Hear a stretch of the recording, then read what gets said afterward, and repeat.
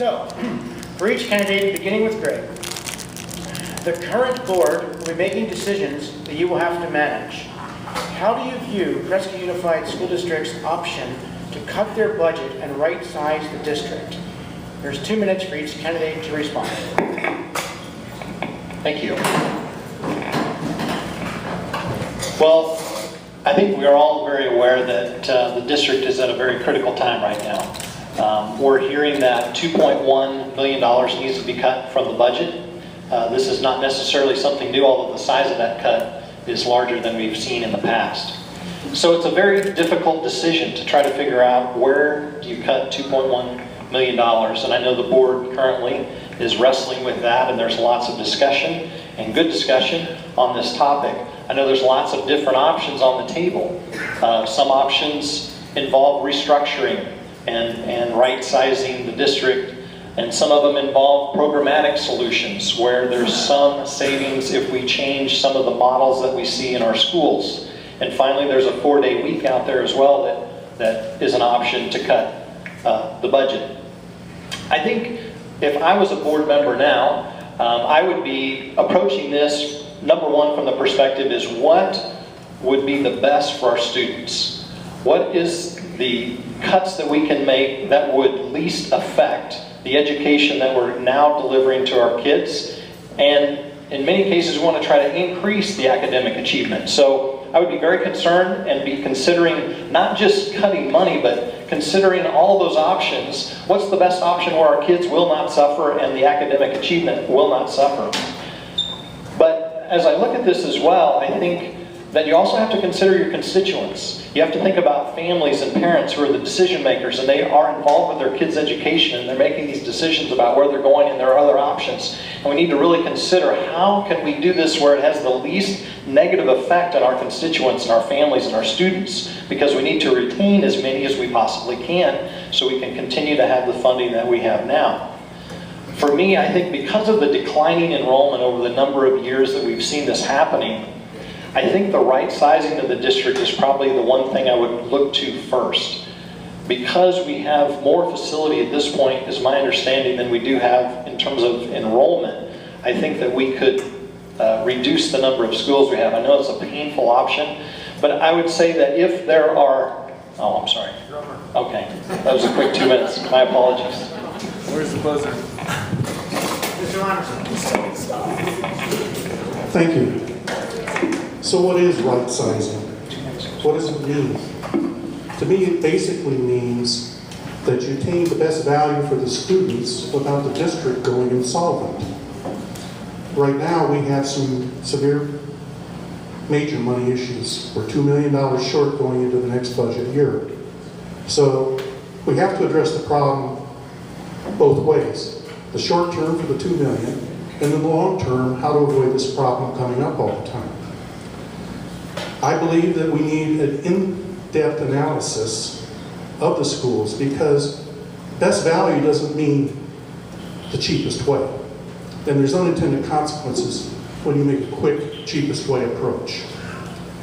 So what I'm recommending for this is that the present board continue with their options and get the options out. Because right now there's a lot of people concerned and frustrated because they don't know what all the information is and what's being talked about. And let them continue with that and disseminate the information, but no decisions made until the new board is seated. And that's what's important. So with that, it's in a nutshell. You don't make quick decisions, and you do an in-depth analysis, present it to the community, discuss it, and then make decisions. Thank you.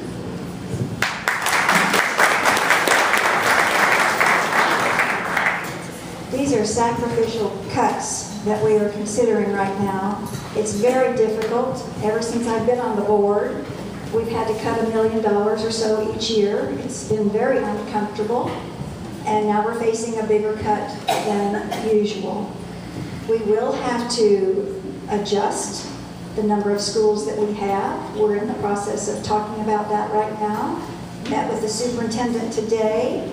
It's not going to be a quick decision. We're going to have more time for the public to have input. We'll be talking about it through October and through November.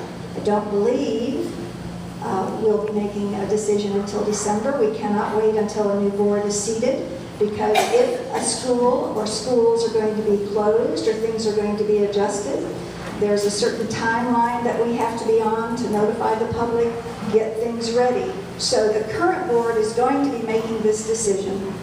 I do know that children come first. A whole child education is important. That's important to this community.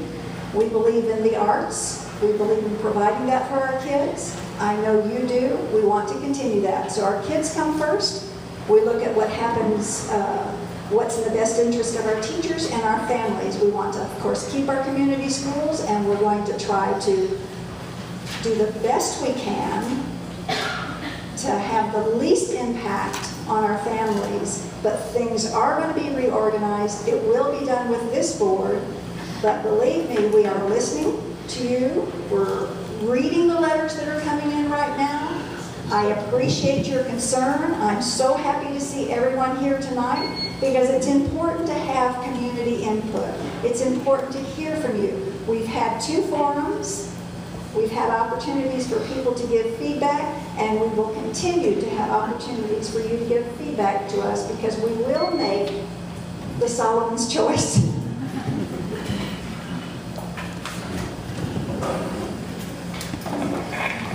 Is this live?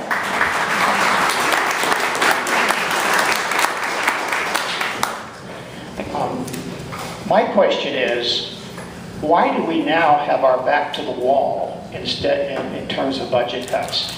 Why didn't the administration and the governing board see this coming? The district schools have been losing students year after year after year. This year, past year, we lost about 200 students to BASIS.